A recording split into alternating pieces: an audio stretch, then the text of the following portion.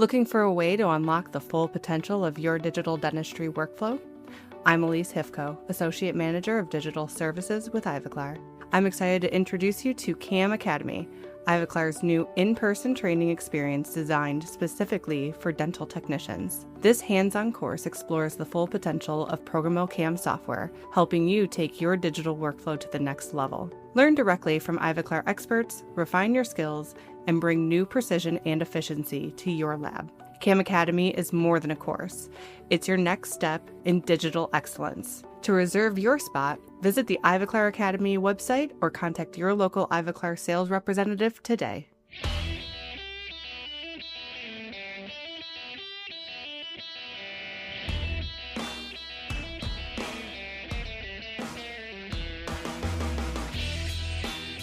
Welcome to Voices from the Bench, a dental laboratory podcast.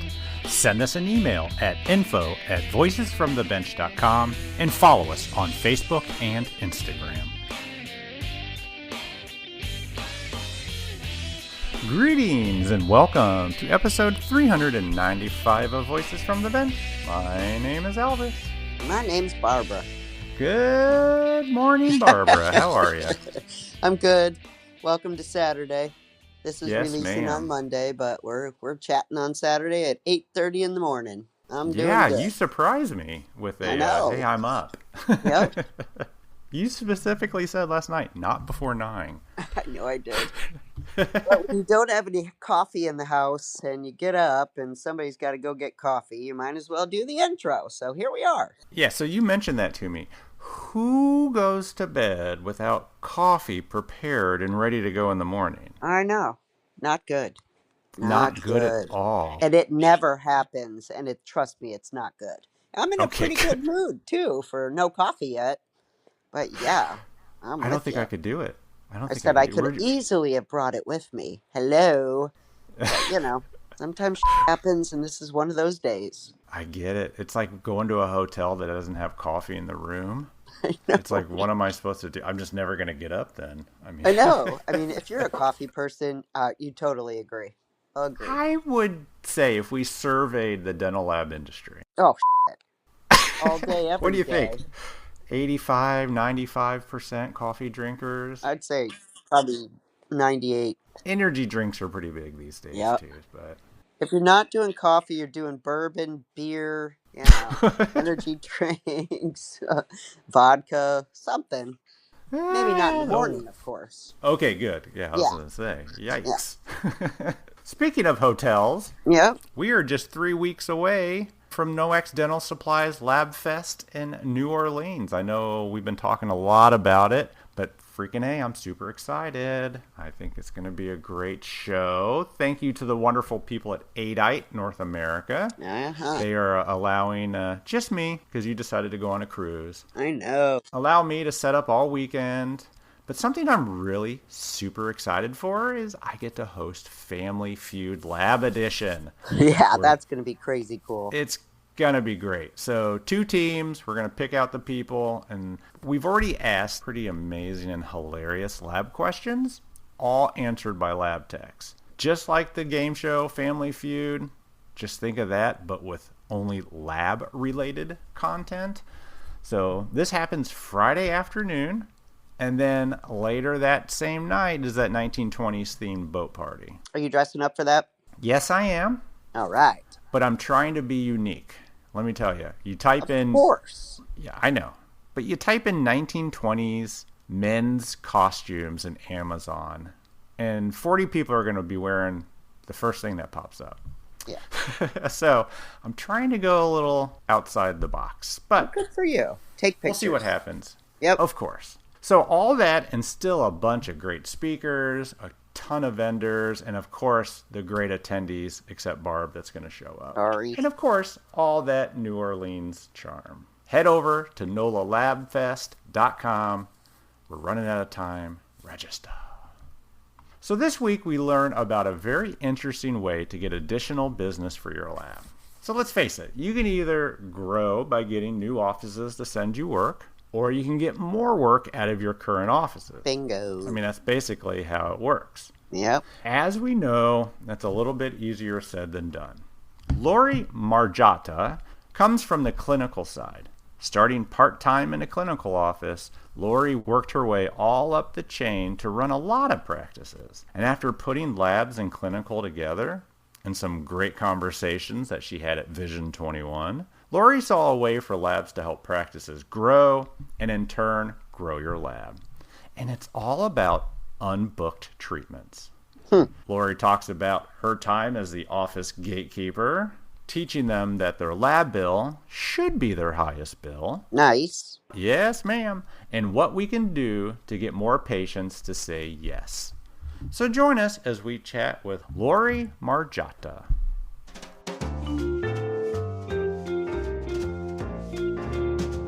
Voices from the bench. The interview. I like you already. You can stay. Elvis can go. We're good. Bye. We'll call you whatever you want. So. Lori is perfect. Awesome. So we're super excited today because I met this lady back at Visions 21, and you're kind of talking about what you do. And then we ran into each other again in Chicago, and I learned more about what you did.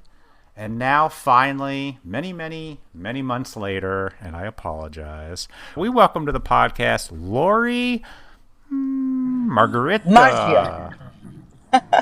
Margiotta. Margiotta. You butchered it, Elvis. I'm not going to lie to you. You butchered it a bit. That's what I do. It's all good. That's it's all good. what he does. Well, Lori, welcome to the podcast. How are you today? Very good. Thank you for having me. Absolutely. Tell us more about yourself. I mean, not what you're doing now, but how you ended up to what you're doing now. Well, it's actually, I started in the dental industry over about 30 years ago. So you were 5 years old. Okay. Right? Thank you, Elvis. I knew I liked you. I knew there was a connection. But yeah, I started as the recall girl and haven't left the industry since. What's the recall girl? What is that? The recall girl was just a part-time high school job, and they just made me call patients that were due for cleanings. Yeah. Okay. But how did you get into that? That's what it was called, the recall girl. It was just a part-time job down the street from my high school. A friend of mine was working at the office, and then it led to full-time position. I guess I fell in love with the industry. I became a full-time receptionist and then office manager. And then, I always say this, I worked for maybe some not very nice dentists at the time, and it led me to, and I said, I will never work for someone again. And then I actually ventured off, funny enough. I said I wanted to get out of the office environment. And I went into sales, and funny, it was a lab, hardest sell ever. And it's ironic how everything went to, full circle now, but that didn't last very long. I feel, dental lab sales was the hardest. Oh yeah. Right. Yep. And then I opened up Bookkeeper for dentists, where I kind of merged the two worlds. It's, practice management reports. I was able to take all my management skills with bookkeeping, and we have Bookkeeper for dentists. So, because this is a dental lab podcast, I want to hear more about your experience doing sales. Okay. With this lab. Barb, you're going to have to mute when you're not talking. Your car is very loud. Really? Yeah. Right. Sorry. Hold on. He's so demanding, Barb. Wow. Sorry. Yeah, I know.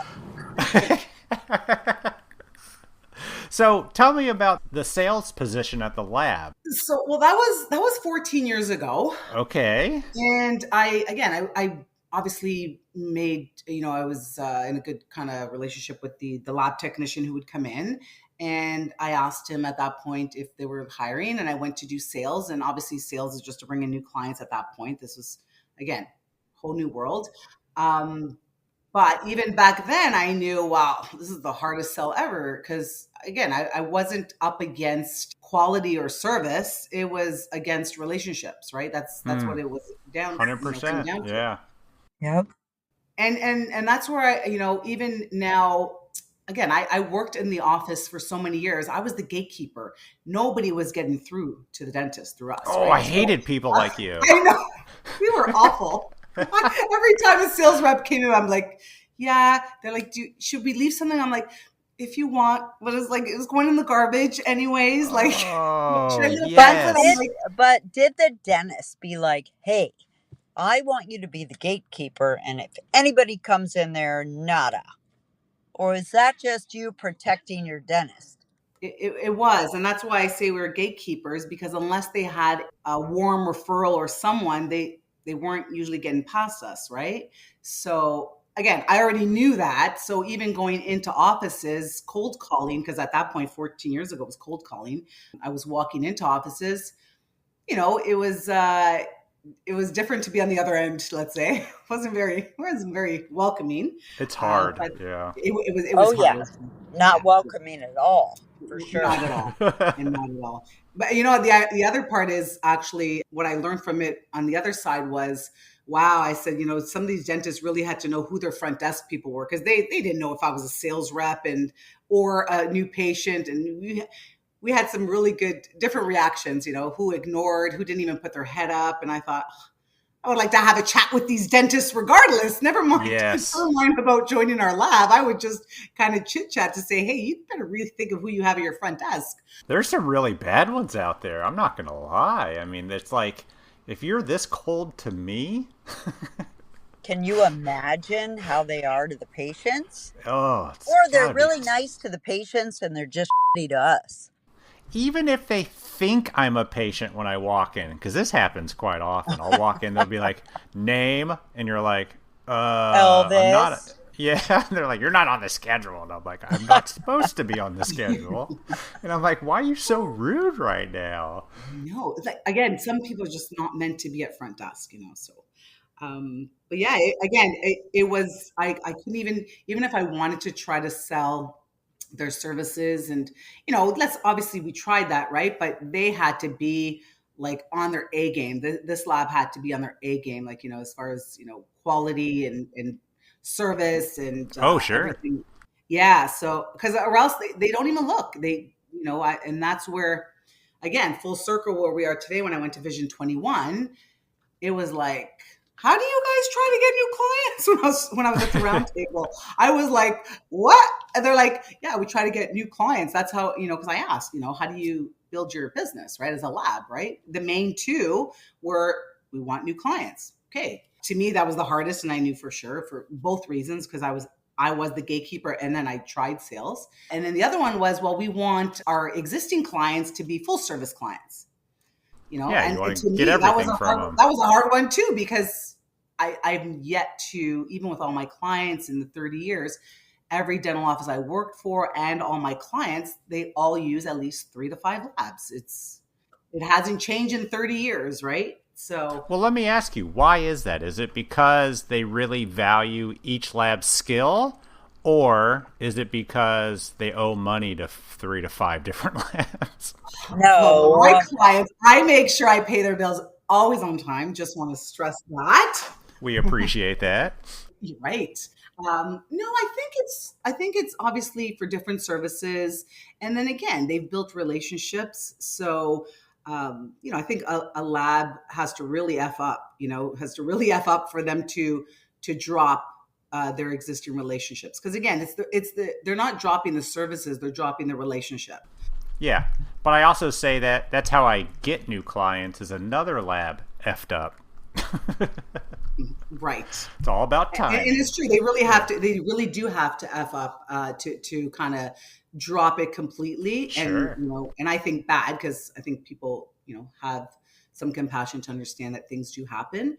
But so that, it was interesting at the round table, because again, I don't come from the lab world. So, I thought, okay, Lori, you just sit there quietly and listen to the people and learn the industry. And then I was like, oh, you need to pipe up here a little bit. You need to have this conversation, because like they're missing something here, like, and that's when I think we chatted where, for me, there was another way for everyone to kind of grow, right? That's the ideal, right? if the lab wants to grow, the dentist has to grow. It has to be a win-win across the board. Yeah, and hence the reason why I wanted to chat today is the case acceptance. It's case acceptance, right?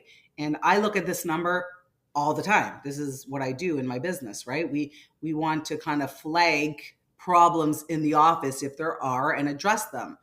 And to me, this was like a no-brainer, and it's that simple. But for dentists, they're so busy in the chair that they don't get a lot of them don't get a chance to understand the business side of it. It's very intimidating, it's overwhelming, it's a lot. And a lot of them think that it takes so much energy to kind of like find out. And that's where I came, I'm like, it's so easy to help, labs can help the dentists, find out where they can grow their case acceptance if they have a case acceptance problem. So how do you merge the gap between the dentist and the lab? So what do you mean? What do you mean merge? So what do you mean as far as like growing them? Is that? Yeah. Okay. So how do you tell me about what you do?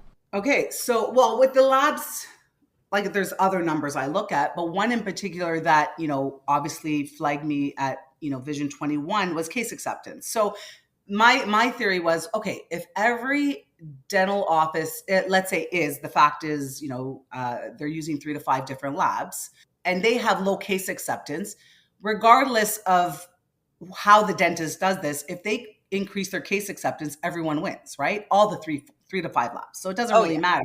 If you're in that category, then if their case acceptance goes up, then yours goes up. And yes, along with everyone else. So it's a win-win. The lab grows, the dentist grows. The dentist is happy. As long as they're growing, they're happy. Oh yeah. We know that for sure. Right. And and it's easy. So, what we do is, what I do with my clients is we plug in 2 numbers, very basic. And then, I can give you guys a link where they can, anyone listening can send this to their clients. You just get your overall production, right? Let's say, for last month, their overall billings for the whole practice, then get their lab billings, divide the 2, you come up with a percentage. Yep. Right. So industry average is about 8 to 10%, right? And that's like a strong restorative office. Yeah, that makes sense. Yep. Yeah. But the thing is, what dentists don't realize is when they see that high, they're in their mind is like, oh, it's eating my profit, right? Like they just automatically go to, oh, it's a high expense, but it's actually the opposite, right? So I always tell them, the only expense you want high is your lab bill. You want this in the higher zone. Yep. Because that means you're doing more treatment. Yeah. Thank you for that, by the way. But and that's why it's so easy. So if, my thing was, well, if we make the dentist learn this one simple number. So, and if you see 4 and under, that's a red flag. Like that is instant. You need to, really look at your treatment planning, your case acceptance, and how easy is that number? Like click, and you're done. Like, it's like literally a minute for them to look at. So that's where I thought, I think you guys really need to kind of, you guys have the relationship. The lab technicians have this trusting relationship.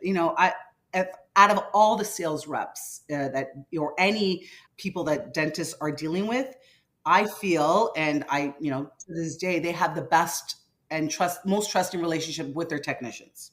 So yeah, I think, why would you not want to tell them, right? It's that easy, because most of them, they really don't know. Like it's sad, but they really don't know what the numbers mean.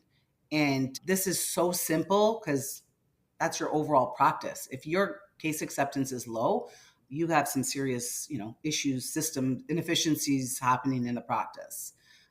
So that's where, again, you'll see, and I'll give you guys the link and whoever's interested, but, I did an Excel spreadsheet that people can just kind of, download for free. And then just like a 1-pager to explain this, where it's that easy. Hey, whatever labs you want, I'm offering like that webinar where they can invite their dentists for me to teach them, and it's free. But it just, again, why would we not do this, right? Why would we not teach them this simple number? And because I see, like I was chatting with a lot of lab owners at Vision 21, and you guys spend a lot of money on marketing, and you have the potential to grow for like nothing practically, right? Just a conversation. It's just a simple conversation. And the dentist, I've seen him. As soon as the dentist understands this, the numbers shift and they start working on it, and it's simple. And another question that was my my one simple question: what's your lab expense at? But the other thing is, just tell your clients, for fun, just kind of for fun. They're going to cry that night, but just for fun, they will. Just for fun, print out an unbooked treatment list. And they're like floored. Like there's like hundreds of thousands. Probably like I did one client. I swear to God, she had $5 million in an outstanding treatment. And again, I said, okay, even oh my God, really? Yeah, that was crazy. Wow. And even if it's wrong, like let's say it is wrong and maybe there's half of it, it's still 2.5 million, then it's time to clean this up. Like if you have that inefficiencies in the practice, that you have that much unbooked, you have some, systems you need to kind of address in the office, right? Let me see if I understand this. So a patient comes in and they need, 3 crowns. So they submit that as a treatment. And you're saying that a percentage of these people don't accept the treatment. They're like, I don't want it, or they go somewhere else or whatever. And that is that lost treatment you're talking about. But you're saying as a lab, we can help them? Yes. Well, flag if they do have an issue first. If they do, and that's where the red flag, the 4% or below, comes into play. The other thing is not necessarily what I'm finding, and I've been in the field for long enough, but it's not that they're saying no, it's that there's no follow-up. They've sent it, the patient was there, and they've sent it out to the insurance company, and then it's just kind of left. There's no follow-up. That's one. There's no options, is there financial options, any discussions? So the main thing is follow-up, Sure. I say this with everything in any business or even in life. When you work on something, you see the results, it's proven, right? When you put effort in anything you do, and I always say that the numbers never lie. I always say proof is in the pudding. I can tell when my teams are working on something because the numbers automatically shift. And when they see that number, and that's proof on its own, when they see that number and they go through that unbooked treatment, and again, we live in a click world, right? It's so easy. They just have to, do this at night, and they have to see that last page. I just say, just look at that last page of the amount of unbooked treatment, and then tackle it, and it's not that difficult. It's just kind of getting it done. So when they see that, do they want to treat it? Of course. Who? The patient, the doctor? Say, hey, oh my God, like there's all this money left on the table. Yes, but the thing is, most dentists unfortunately don't know or don't understand. This has been a constant. Well, some dentists get involved, but a lot of them don't know the business side of it. Right. So it's just based on whatever their team is telling me. Oh, no, we're good. We're fully booked. Or they look at the schedule and they think, okay, well, we're booked out the next 2-3 weeks, and I'm happy. And then that list tends to accumulate, right? Oh yeah. And that's why I said the list doesn't lie. And if it is not accurate, then fix it. Because even regardless, this is where my plug is for the dentist too. Like, even if, let's say they have their lab bill at 7%, right? Still a good number, right? Yep. That's great. I still tell them, still print out that unbooked list, because that's any patient's unbooked. And even if it's for hygiene, maybe not necessarily, major work, any like crowns and bridges and implants and all that. But we know hygiene feeds restorative, 75% of restorative. So it'll be a win.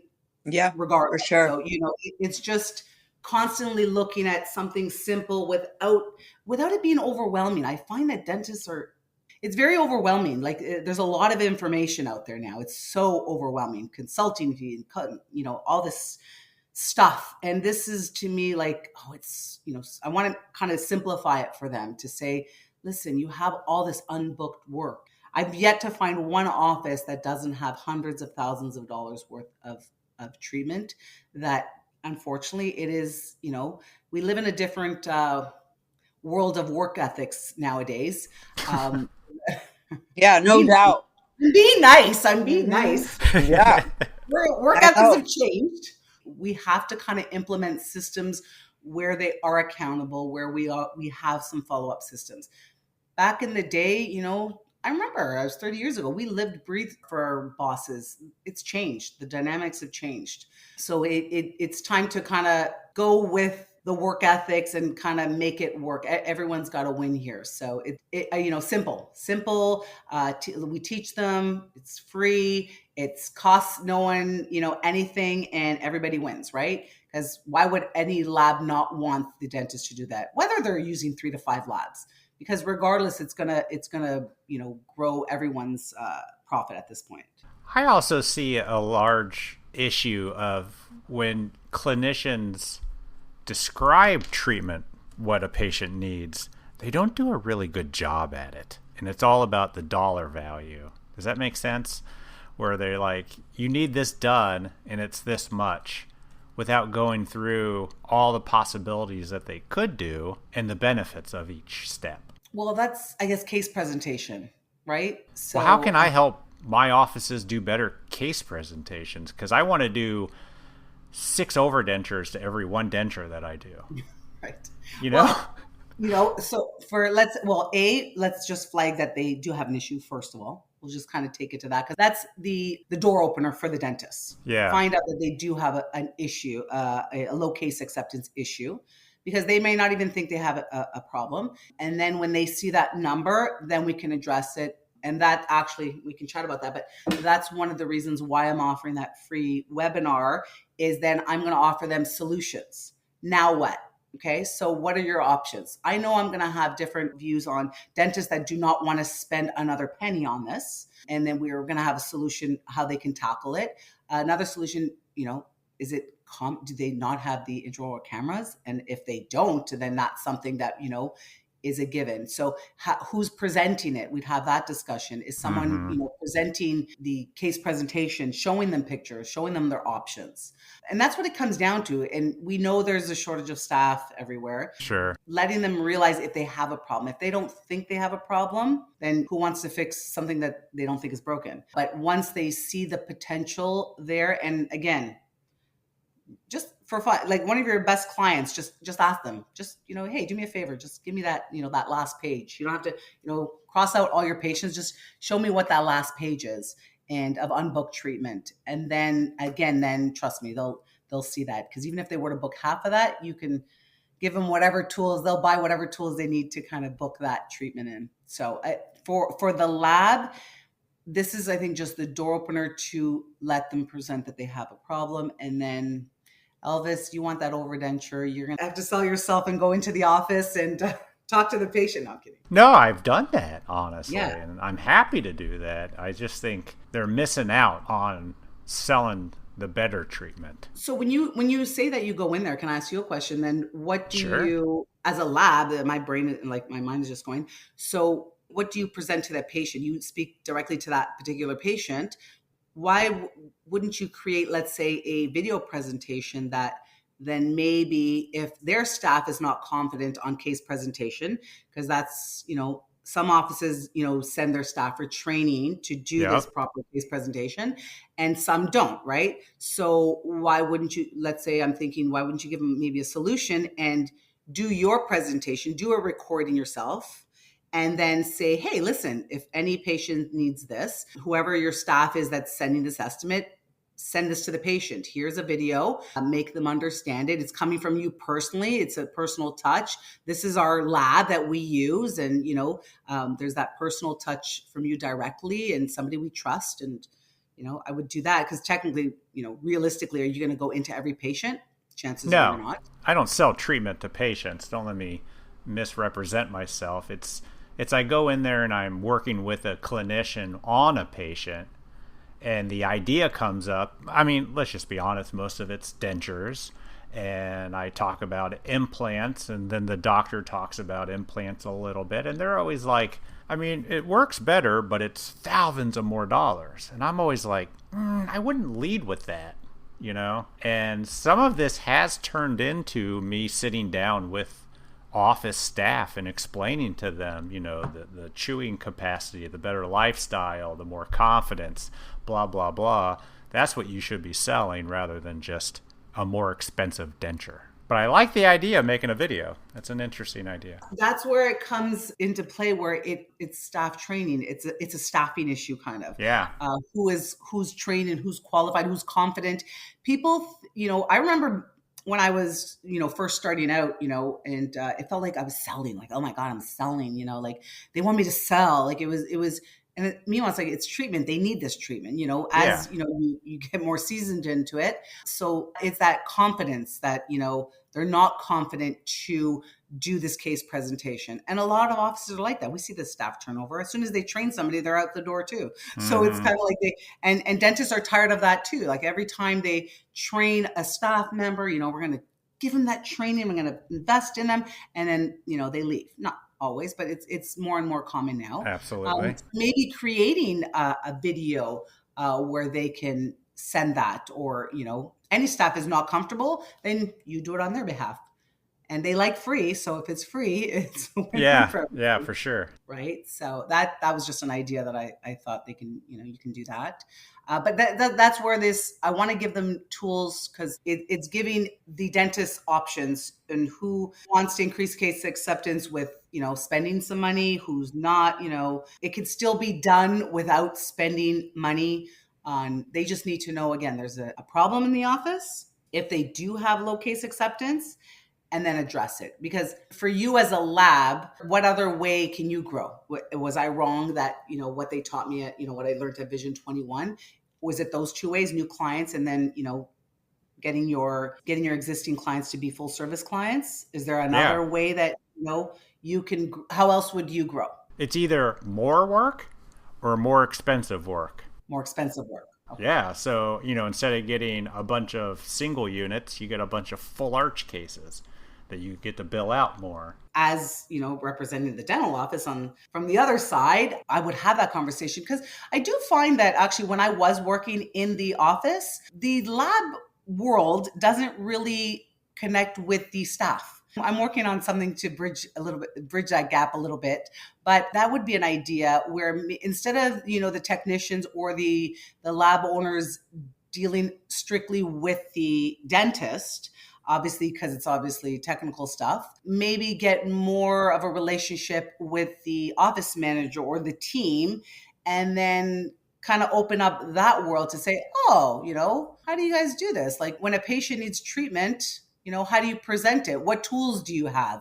And then ask them, like, what, and they'll say, oh, we don't have an intro camera, or we don't have any videos. And then maybe you can explore that and be their partner. That's what I've been trying to stress, is they're happy when you care about their business, right? When you make it about their business as opposed to just the lab, because that's just the world we live in, right? It has to be about me. And that's, so I think if you make it about them and you can help them grow, I think that would be a good approach. Because I'm going to ask you both, do you have, I know all my years of experience, but do you have relationships with the staff, whether it's the assistants or the treatment coordinator? I would say more admin, because they're talking finances. It's not the assistants. It's usually the admin department. I think it might find this funny, but I have more of a relationship with the doctors. I call and I let them know, like, I'm dealing with this patient, and I give my cell number and they call me and we go over it. I think it's easier if the technician is one-on-one with the doctor, but I also do love the staff. And I think it's important that they know I give them my cell always. I'm like, anybody has a question, call me. But Barb, can I ask you, is it a technical question that so this is where I'm trying to get at. So I'm assuming you're talking about a technical question. God, I get texts for labels for UPS. I get texts for pictures. I get texts for RXs. I get texts for where's my case. And so I think it's just technician being available to the office to be able to answer whatever question they need. So I don't know. I think for me, I give out my cell phone like I give out, money, or I should say money. I shouldn't say only the foundation, Elvis. But I Yes, mean, of course. I'm always like, hey, call me. And I'm not sure that all labs do that, but I think it's important to have a key point person, whether it's a technician or an admin person. But I think I'm all of the above at this point. But most of it comes from dentists, right? Yeah. Right, but I'm trying to shift it because I feel that the communication that you're having, Barb, that you're explaining, is more all about technical or deliveries or about a particular patient. Yeah. In general, like an already existing patient that's in treatment, let's say. Yeah. What I was referring to Elvis was more in a sense where, well, what about the ones that are not booked, the ones that need the case presentation? Planning. Yeah. Maybe have that discussion with the team and say, hey, you know what? Who does treatment planning in the practice? Dr. Smith, who does treatment planning? Can I have a chat with them or maybe do, a meeting with them and come by the office and then ask them, so, are you comfortable with presenting treatment?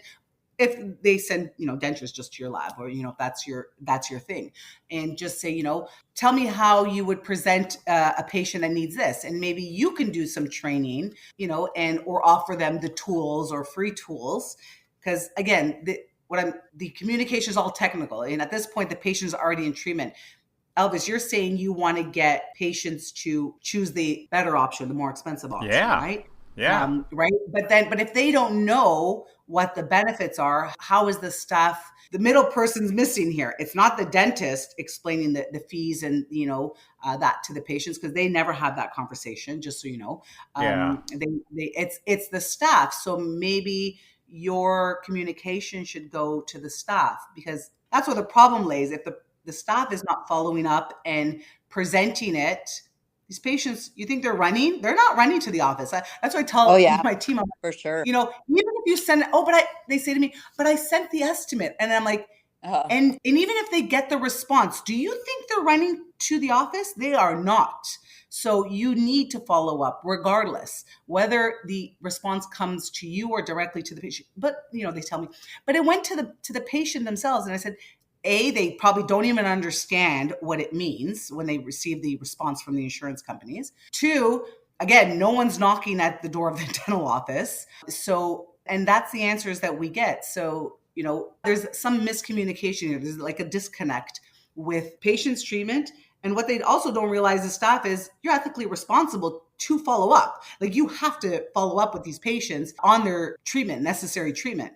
Because I tell you, if that tooth breaks and you didn't, they're done. That doctor is in trouble. Yeah. You didn't call me. You didn't follow up. You said you were going to send the estimate and you didn't follow up. So, it's how we position it with the team to make them follow up. I don't care how, but they have to follow up and be accountable, and again, that easy number is just starting point. I always say, let's just make it simple to start it. What's it at? Just find out what's your case acceptance at. You can look up all of last year and then get an idea and then go month to month. What do you see the case acceptance, like what's normal?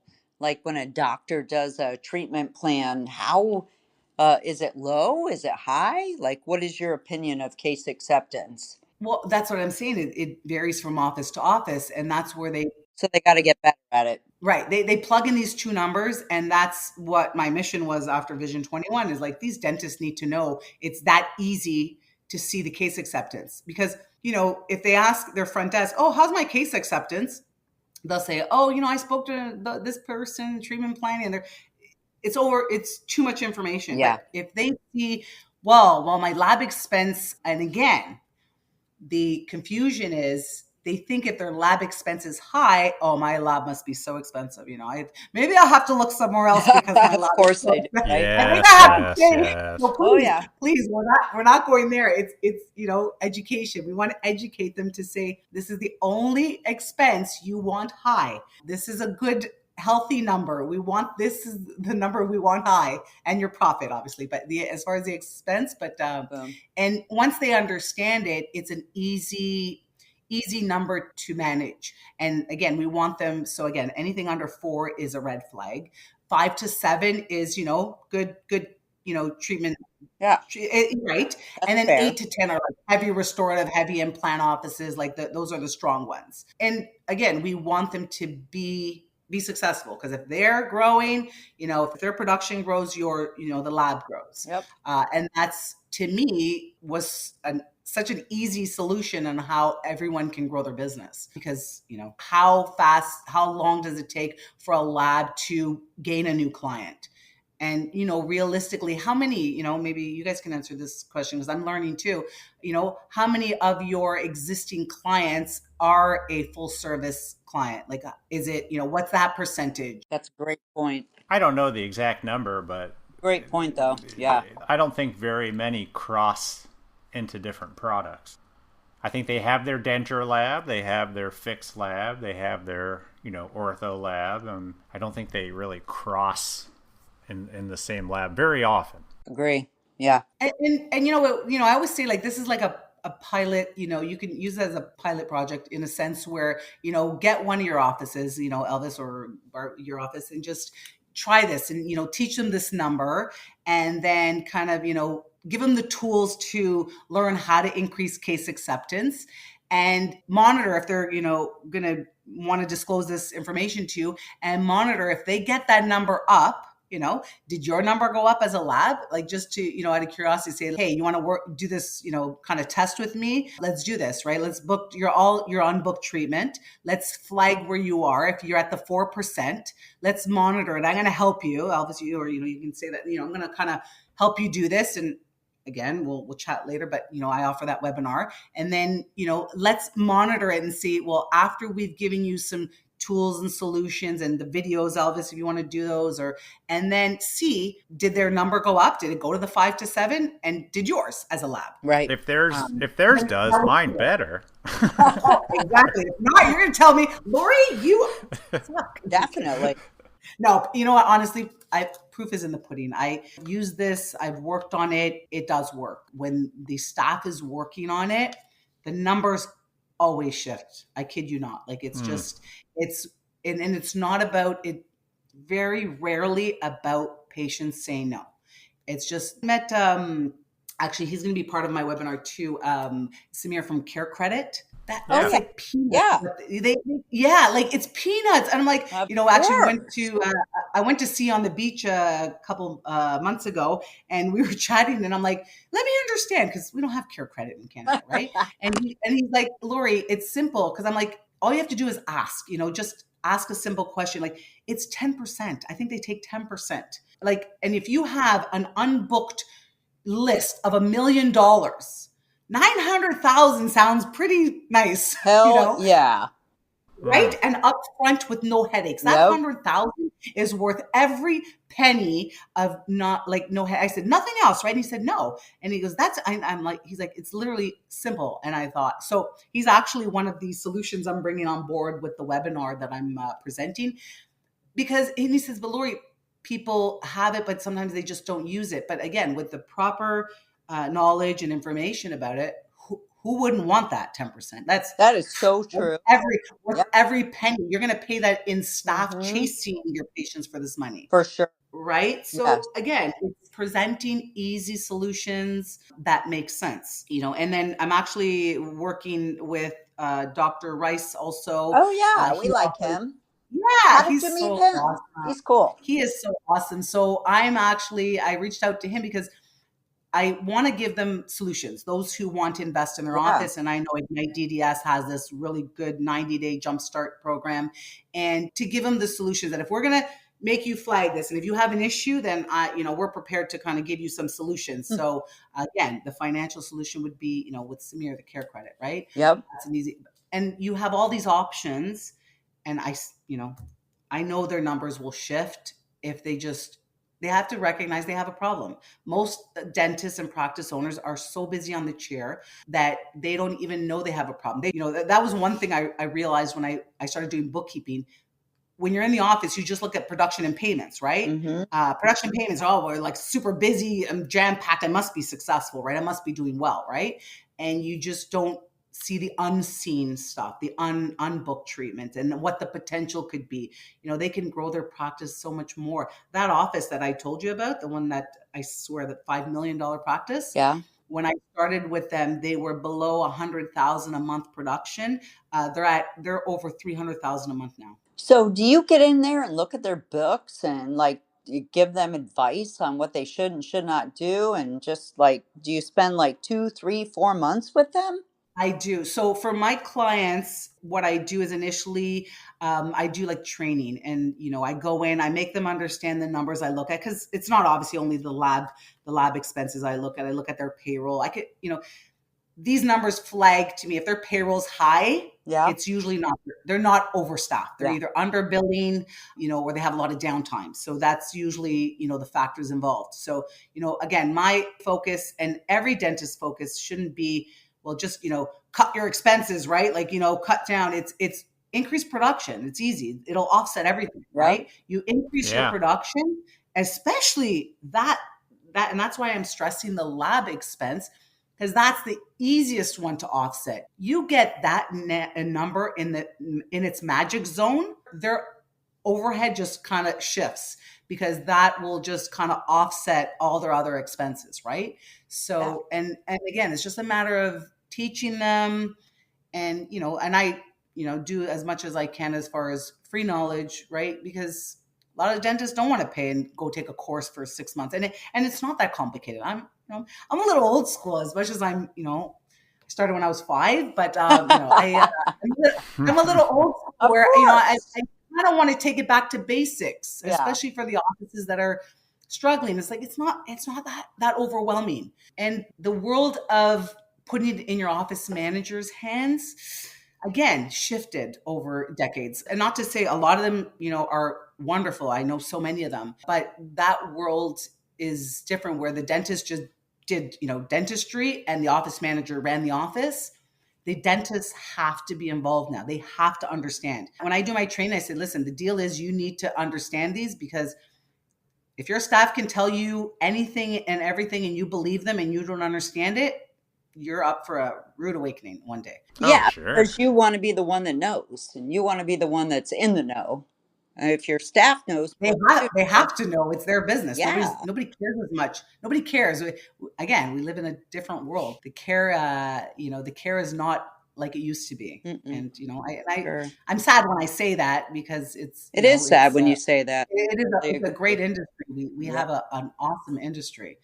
And I try to really pump these, staff members up to say, listen, we're very fortunate. We have a great industry. When times are tough, you can find 80 hours a week if you want to, you don't have to worry about job security in the dental industry. Again, it's just a matter of talking and, having the conversation with your clients. And again, for me, the labs have the best relationships with the dentist, and they'll listen to you. You guys are the door openers for that, because they will listen to you. Everyone else they think is trying to sell them. I feel like, they have their guard up, again, like the gatekeeper, but, dentists have this guard up because they're constantly being bombarded with people, right? You guys are in like a great seat that you have that open communication with them, that relationship, that trusting relationship, that, yes, again, they really have to you really have to do them really dirty for them to leave you. So I don't disagree. I think that's a really great point. I think once you find a loyal client and you take them where they need to go and you educate them and you help them, they're forever going to be loyal, unless you really F something up pretty bad and they get pissed at you and they leave, or they get bought out, or they go for a lower priced option. Like, they'll be with you for years and years and years. I think that's a very true statement for you to say. I mean, I have a dentist that wants to meet with me to talk about buying a printer. I don't sell printers. I'm not going to make any money off this printer. Yep. But yet he values my experience of working with them and my knowledge. And I'm happy to do it, because I've learned that them getting a printer or a mill really doesn't hurt. Yeah, it's not going to hurt your business to help them. It really doesn't. I used to think it did, but it doesn't. Yeah. It really comes down to the trust they have with their dental labs, their dental technicians, whoever that person is. Because if they're trusting you to, bring the work to life and for their patient's mouth, that's a representation, right? That's where, you guys have this upper hand where, so, in my eyes on the outside, again, I'm looking from the other side of this. And I'm thinking it is so easy. And it's, for me now, it always has to be a win-win. If it's not a win-win, it never ends well. So in this case, it's a win-win because you're not pushing them to say, hey, send all your cases to me. Or like, I remember speaking to one lab and he goes, yeah, I asked my clients what they spend with us. And I said, well, that's why, because you're making it about you, right? You're making it about what they spend with you. If you make it about their practice and how they're doing, and, and overall, if they're doing well, you're going to do well. That's just, just makes sense, right? It's just, totally. And you give it a more positive spin. Right, of course. And that's, that's how it should be, right? So that's where this simple question, I think you guys are, I don't see why any lab technician or any person in the lab would be uncomfortable to ask them that question, to say, hey, you know what? I was, chatting with Lori or whoever, and say, we were chatting about that. It's so easy to see if you have low case acceptance, right? And then we teach them. They want to know, trust me, they're in the dark, unfortunately. And, this way we can kind of open up that conversation. Elvis, you're going to see that maybe they don't even have a person doing case presentation. Oh, I right? bet. And that'll open up a whole new world. Yeah. It's really even hard. that unbooked treatment, and I know dentists, obviously I deal with their overhead, right? I'm not saying put your office manager, if they print out a list of, let's say, unbooked treatment, and we have this $1 million list, right? I'm not going to say, well, get your highest paying, office manager to review this list. Hire a part-time high school, university student, flexible hours, just to start, reviewing this list, what's real, what's not real, and then bring it to the person that can kind of, follow up properly or with the proper tools. There's a system, right? So obviously my concern is cost. Obviously I want my clients to have, good profit in the end, but those are little simple solutions, and they're going to be floored when they print out this list. Top or bottom, top 2 or 3, just for fun, and see what they tell you. I want to know that. I bet you, even if you just show them what they're missing, without even a follow-up, they'll do a better job presenting up front right away. Because I can see these dentists talking to these patients saying, this is what you need to do. This is the treatment. The patient's like, yeah, I think that's good. All right, go to the front desk, get it scheduled. They get to the front desk, and they don't schedule it. And I bet you that doctor doesn't even realize the patient didn't schedule it. Are they coming back? Are they not coming back? I don't know. Weeks go by. He or she forgets about it. That's the disconnect. You nailed it, Elvis. That's exactly. There is a total disconnect. So does all the software that they use to run their offices, is this report easy to get? Or I mean it when I mean click.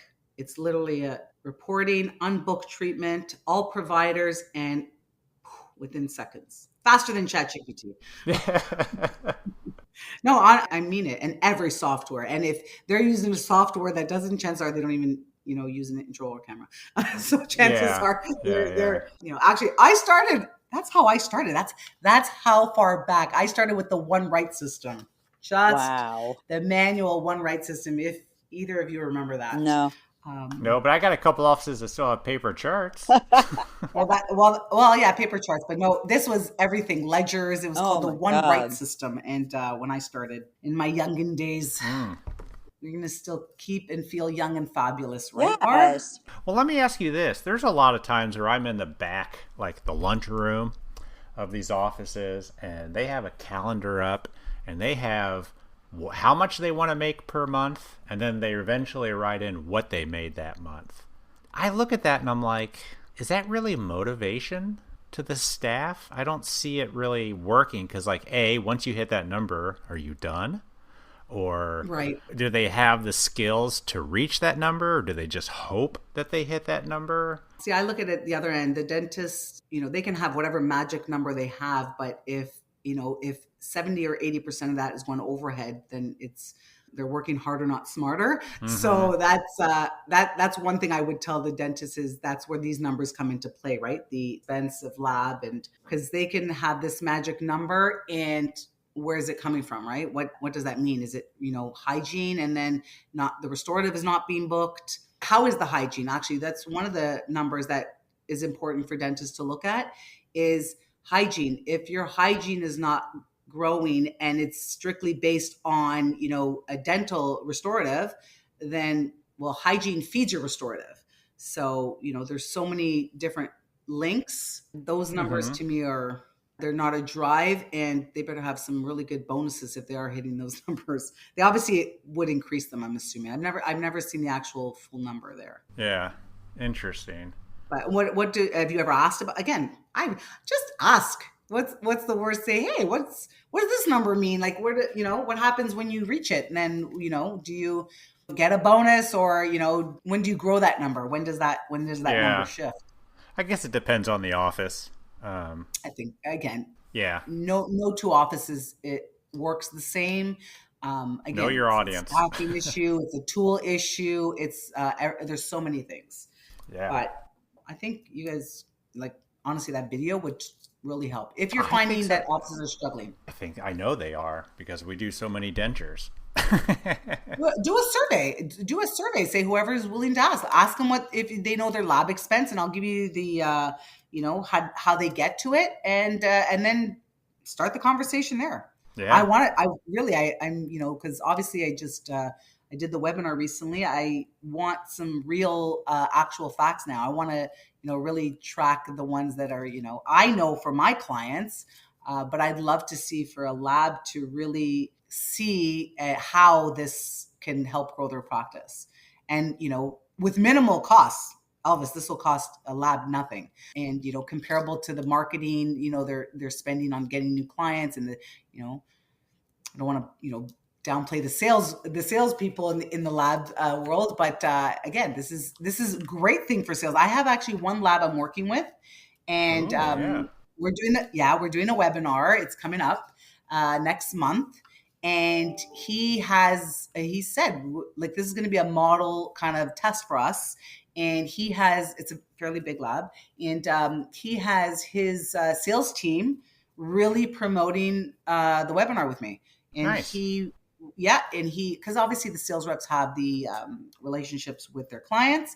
And we're giving it a month. And he is on a mission to have every dentist obviously either attend the live webinar or watch it afterwards, and then have each sales rep obviously follow through with their clients with the proper tools and see where they're at and track it. We're kind of, doing this pilot project, let's say for a year, where he wants to see where this is going to take him. And I'm obviously, you can tell I'm very confident about it, because if someone is on them and, being accountable and giving them the proper knowledge and tools, I am confident they'll see growth. Everyone will see growth. And that's the whole point here. I love this. It's a unique perspective. We haven't had this look at our growing the lab via helping the dentists with their treatment, except I like it. I think it's an interesting concept. How can people find out more? Thank you. Well, they can go to my website, bookkeeper4dentist.com.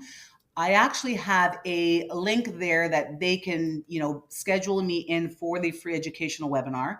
Perfect. As I mentioned, I'm working on another project that's bridging the two worlds, kind of, the dental lab world and the dentist together. So this is a new world to me. Dental lab world was new to me since Vision 21. It's the greatest world ever. You know what? It is. I have to Elvis, I got to keep reminding myself, Lori, you are from the dental office world, Lori. But I'm not. But you know what? Actually, I had a friend that I have known for like 14 years. He's from the dental lab world. I think Rob. I think we spoke about him, Rob Muir. Yeah. And he's my industry expert for the lab world. He brought the whole lab world into me. And this all came about, and this is where, again, this other project I'm working on, but it really, there's a disconnect, and I'm kind of, going to bridge that. So, and this is a perfect way where it's a win-win. At least it gives me an opportunity to meet lab owners, work with them together. So yeah, if you go on my website, the free educational webinar, again, costs the lab nothing. For me, I get to, meet lab owners, meet dentists, and I hope to grow both of them, right? The dental office and the lab. And, So that's why I genuinely mean win-win across the board, and it works. So I love it, Lori. Oh, I'm glad you did. Yeah, I knew thank you so much. Elvis. That's why I said, Elvis, we need to chat. Because again, work smarter, not harder, right? I love it. I love it. Unfortunately, Barb can hear us, but we can't hear her. But I don't know what happened. This is a weird connection. So nice meeting you. Well, Elvis, are any of you going to race for the future? Oh, of course. We're both in it. Yeah. I'm coming. Nice. Good. We'll see you then. I am. I'm a sponsor, and then I'm coming. I think I'm probably walking, not running it, but we'll attempt the run, and if not, we will maybe have a drink at the bar.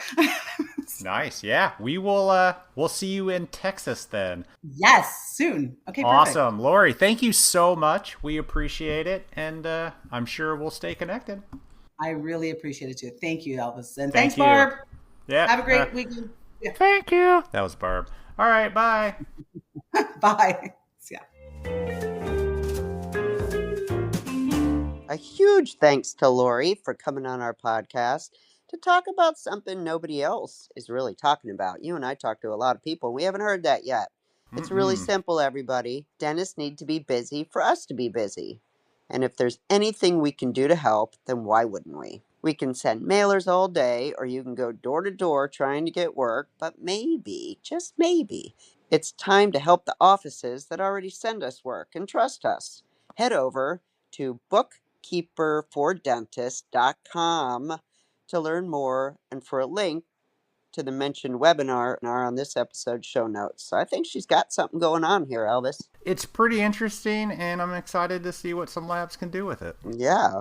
Good luck, guys. Try it. All right, everybody. That's all we got for you. And of course, we'll talk to you next week. Have a good one. Bye. See ya.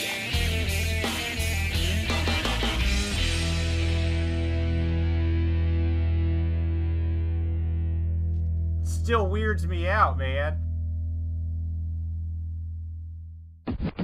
The views and opinions expressed on the Voices from the Bench podcast are those of the guest and do not necessarily reflect the official policy or position of the host or Voices from the Bench, LLC.